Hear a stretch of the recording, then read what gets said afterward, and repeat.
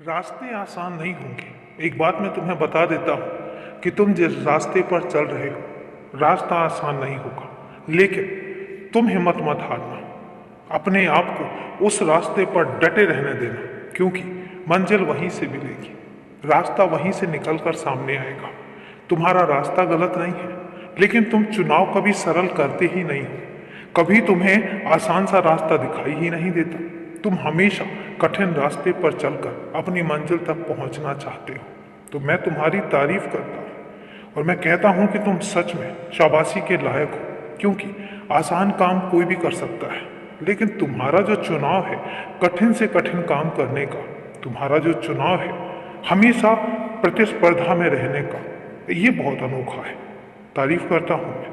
और एक बात याद रखना, आज के दौर में कठिन काम को करने की हिम्मत हर कोई नहीं जुटा पाता, लेकिन अगर तुमने हिम्मत दिखाई है तो याद रखना कि ये रास्ता आसान नहीं होगा। इस रास्ते पर कंकड़ पत्थर भी आएंगे, इस रास्ते पर मुश्किलें भी आएंगी, और इस रास्ते पर इतनी रुकावटें आएंगी कि तुम्हें ऐसा लगेगा कि तुम्हारा रास्ता शायद गलत है।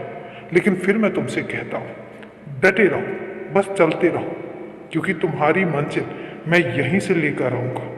तुम्हारे लिए मैं रास्ता यहीं से बनाऊंगा और तुम देखते जाना।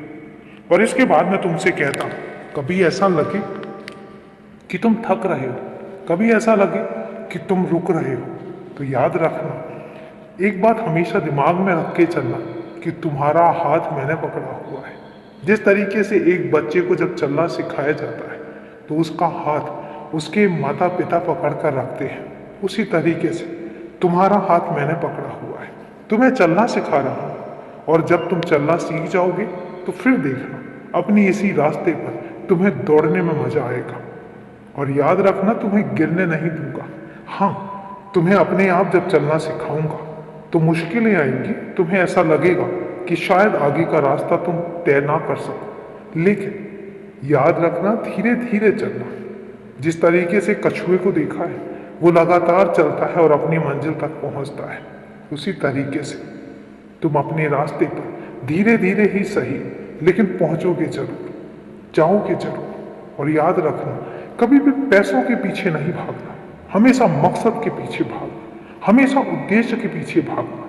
पैसे अपने आप आते रहेंगे, सुख समृद्धि अपने आप आती रहेगी। जब तुम अपने मकसद को बदल दोगे, जब तुम अपने नजरियों को बदल दोगे, उस समय देखना, तुम्हारे रास्ते भी आसान होते चले जाएंगे और तुम पैसों के पीछे भी नहीं भागोगे।